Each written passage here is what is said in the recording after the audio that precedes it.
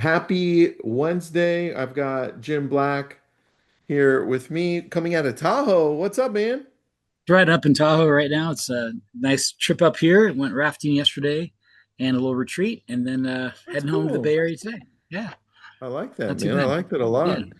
All right, so what's the latest with inflation?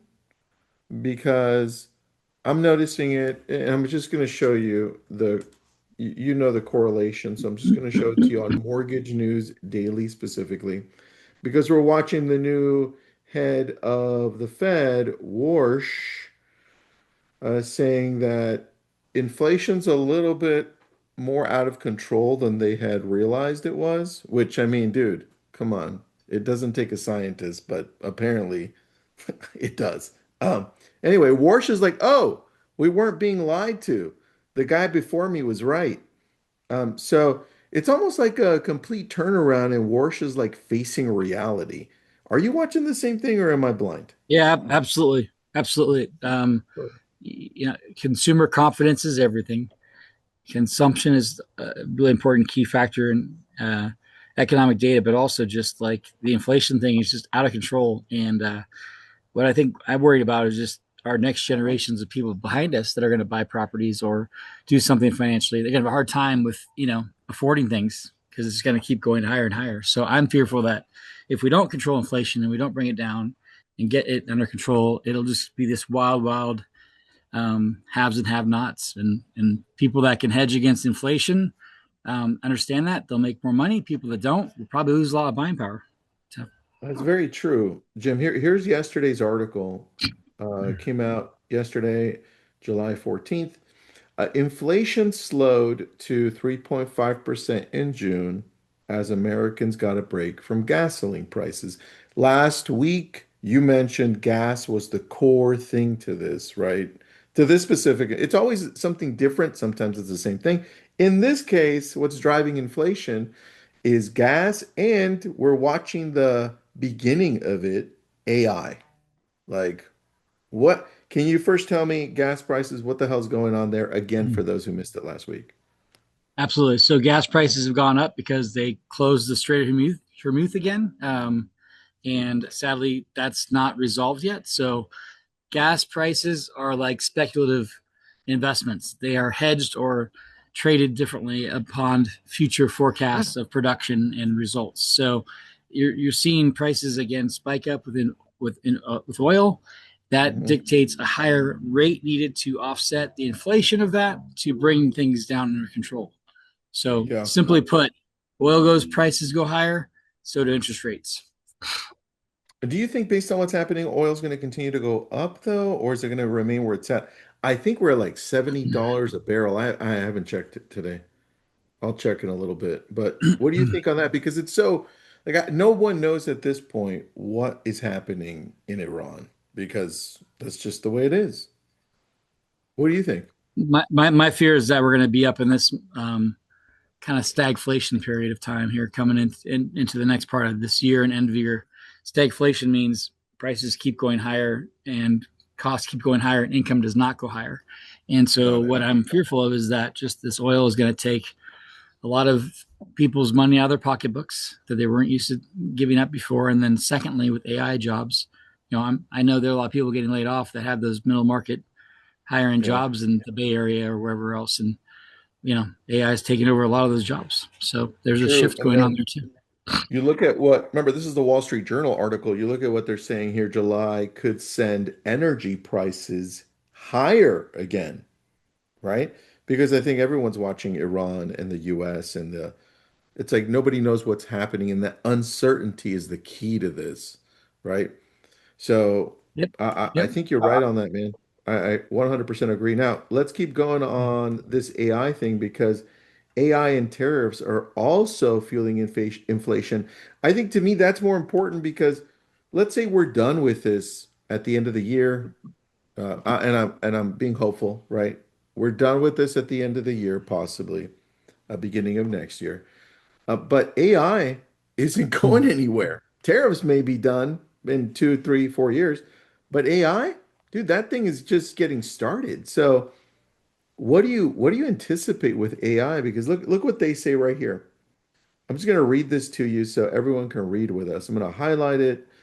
In particular, the surge of investment in AI infrastructure could continue to push up prices even if the Iran conflict winds down, right? Which we just said. More Americans are adopting AI tools at home and work. Tuesday's report shows that the price index of computer software and accessories increased by more than 17% on the year. Dude, that is a massive increase. 17%? Yep. So, And the biggest thing, in my opinion, here is the yeah, data energy for the data centers, the resources. It's all resource constraints. So to me, you see data centers opening up all across the country right now, and they have to provide more energy, and it's going to be more expensive energy just to be able to use the AI tools and capabilities. got it. Got it. All right, let me stop the share really quick. I'm going to go to um, a few different people up here. What's up, Simon? I see you from Cerritos. Thanks for following along. Guys, if you have any questions, dumping into the chat. If you're watching on Facebook or YouTube, I won't be able to see it, but we'll see it later. Anyway, now let me share with you, Jim, something I wanted to talk about because you and I, even though we're looking at the same thing, it's from a different side, slightly. You're looking at it on the mortgage side. I'm looking at it on the real estate side. It affects us both at Mm-hmm. different parts, right? Homeowners paying more for insurance than property taxes in almost one-third of the US states. And without even going into it, you and I know the places that this is affecting the most, our state of California because of fires, but it's also affecting Texas. A lot of people don't know they have a massive amount of fires there. And then Florida because of floods and other places that have hurricanes and water problems. So, what are we looking at this on the mortgage side when people are looking at getting a mortgage to purchase through the summer, through winter, whatever this is? Not only are we worried about mortgage rates, property taxes, how does insurance affect us on the qualification? Yeah, absolutely. Normally, insurance does not go lower; it goes higher, and the cost of fixing things, cost of repairs, cost of resources keeps going higher. With a lot of environmental issues, obviously we all know about. So what you're going to find on average is that a property in California, for example, may only have limited choices on insurance that they qualify for. Those policies normally don't have really good coverage, but they're things that the only options that are available. And you can have no insurance and roll the dice. And if you lose everything plus the mortgage, or you can Hmm. be insured. So on average, we see the cost of insurance has gone up about 45% year over Hmm. year in California. And just know that that payment does affect your qualification ability. So if you're looking Yeah. in a high fire area where insurance may be $12,000 a year, that's going to affect you a lot more than a property Dude, that's got $1,000 policy. So things like that. Jim, I'm at, and that's crazy, okay, but I went from mine was way over 45%. I'm paying 35,000 a year. Yeah. No, thank you. 35,000 a year, dude, for insurance. And if I say, well, I'm going to go shopping for insurance, where am I going to go? There is no Yep. shopping for insurance, right? Yeah. So, And those are real facts. And every year that goes by, if people are on fixed incomes, it affects them even more, right? If you can't make up the difference in income with a different new expense increase, it's not going to help you. So that's our yeah. challenge right now is that you see these little things that were not big deals before becoming bigger deals. People are living right on the edge of qualifying, and that's the tough thing for people. Well, look at the blue section I highlighted. Right in the middle, it says what this means. Home insurance represents 8.5% of a typical homeowner's monthly housing budget. Dude, that's almost And you 10%. don't, yeah, and you can't deduct it. Yeah, So, well, terrible. Now let's look at the states because I'm going to break down the states a little bit on this side. But we got Alabama, Arizona, Arkansas, Colorado, Idaho, Kentucky, Louisiana, Mississippi, Nebraska, New Mexico, North Carolina, Oklahoma, South Carolina, Tennessee, and West Virginia. Those are the 15 states where insurance costs more than taxes. More than ta dude, more than taxes. that shouldn't even be there, but Nope. it's there. Here's a breakdown I wanted to go with you. Nebraska, where homeowners spend $413 a month on homeowners insurance, 19.4% of total monthly housing costs. Wild. How is that? How Wild. is that? Dude, it's I don't Nebraska, know. That's crazy. Yeah, that's crazy. There's a might be some of the main hurricane season stuff or right? tornadoes. I don't know. That's nuts. It's gotta be. I think the one thing that always surprises people that are not living in Texas is that Texas has a really high cost, man. That's pretty big, right? I agree. Yep. So, I mean, we've got some solutions here. Obviously, we can keep on going. I'll put this in. I'll put this in to the chat just in case you want to see it. But my question to you is, what do you think is a solution here besides a state like Florida saying we want to get rid of property taxes? That'll definitely help on the home insurance side, but I don't know that home insurance is ever going to get less expensive. Like you said, it's going to I be a don't. It's future all. Yeah. problem anyway. It's gonna be a future problem. There needs to be subsidy from the states, I believe, to help pay for that. And nowadays your house gets a drone over it once every 6 months to see if the house is safe, if the roof is in good shape, Mhm. and you get a letter, hey, improve these things, else we're going to drop you on the insurance side. So, Yeah. unfortunately, insurance will continue to go higher. Um, if you own a property as a rental, you might be able to increase the rent to cover that. But if you're an owner occupied property, there's no way of deducting it even, which is sad. So you don't get to deduct that expense. Yeah, man. I think it's crazy. To me, this right here, 15 states Mhm. where insurance costs more than taxes, to me that sentence right there just baffles me that that actually Wild, happens very to wild, me.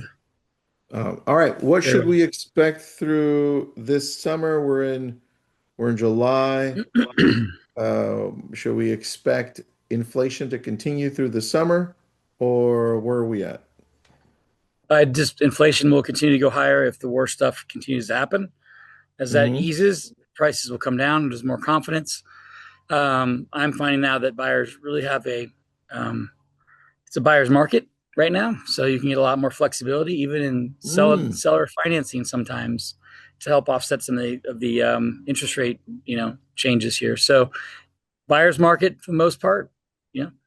Go ahead. All right, on that really quick, and then we can wrap it up. When you're looking at qualifying somebody, because it is a buyer's market in a lot of places, right? When we're looking at this chart, what's standing out to buyers to be able to qualify better that you're saying that's still Great safe question. because you have a lot of you abide by a set of principles and values that I abide by, and that's taking care of people long term because we love repeat business. We build relationships. So knowing that, which one of these are a real option for people, or none So of the these? first thing I would ask, yeah, first thing I would ask is what your objectives are. If you're going to live in the property for 5 years or less, that's a different strategy than if you're going to live here for the long run. That's true. If you're going to be there for the long run, then we would look at some of the 30-year fixed options and Hmm. compare them against ARMS, which is the 7.6 SOFR that's on your sheet there. You'll Okay. notice that the difference between a 30-year fixed rate is about 3.34% difference for an ARM versus a fixed. So I always look at that and ask people how stressed they're going to be or how much they're going to think about their a variable rate mortgage, and then I divide it by the difference in interest to let them know should they worry about this or not. If that makes That's sense. not a big difference though, man, in payment, is it? Not a big Or like, difference. So I would yeah. just yeah. But as interest rates, um, as portfolio lenders get more aggressive, the ARM Yeah. products will be a little more. The delta would be bigger, if that makes sense. Got it. Any type of loan right now that is in the fives that you've done with the rates You can going do some up? buy downs. Yeah, you can do buy downs to get there for sure. Hmm. Buy downs are either temporary buy downs or longer term buy downs. But yeah, you could pay a point or 2 points to get the rates into the high fives right now. Okay, perfect. With that, one last thing for next week, just because I'm watching it happen. I just talked to uh, It's an author called from a book called Longevity Nation. We talked for an hour, and he talked to me that a lot the reverse of the silver tsunami. He says everybody got it wrong. They were going to sell, transfer. No, they stayed in place. And now what? Right? And so with that, what we're watching is some of the older generation saying, well, if I'm going to stay in place, I'm just going to mortgage my property and just live off of it, right? Let's talk about that next Yep, time because I think that I love it. could be a trend that picks up. Okay. Absolutely, my friend. Have a good week, Thanks for doing everybody. this, Appreciate you buddy. guys. Take care, Be guys. safe out there. Watch out for the bears. Thanks. Bye.